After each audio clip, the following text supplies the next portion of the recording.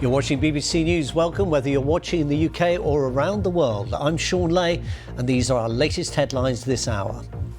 Kyiv denies any involvement after reports that a pro-Ukrainian group was behind September's attack on the Nord Stream pipeline.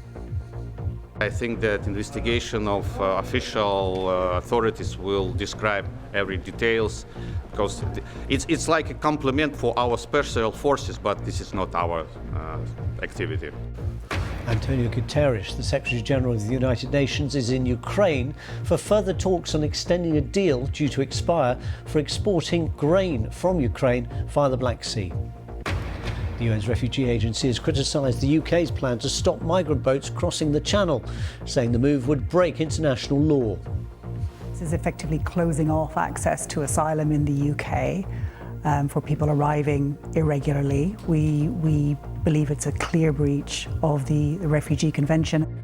They will enable us to take very bold and forward-leaning steps in order to reduce the rights of people to claim and to thwart their removal.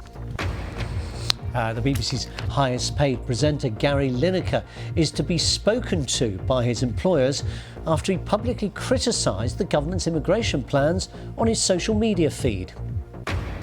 A crime with two victims, how gangs in Southeast Asia are forcing migrants to carry out online scams worth hundreds of millions of dollars.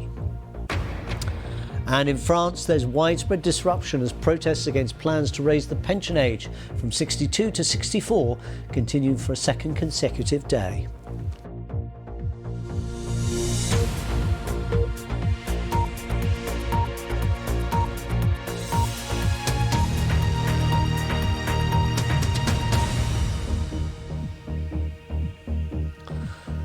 If you've just joined us, a warm welcome to BBC News. Ukraine has denied any involvement in an attack last September on the Nord Stream pipelines, which were built to carry Russian gas to Europe. This map shows where they run along the seabed from Russia across the Baltic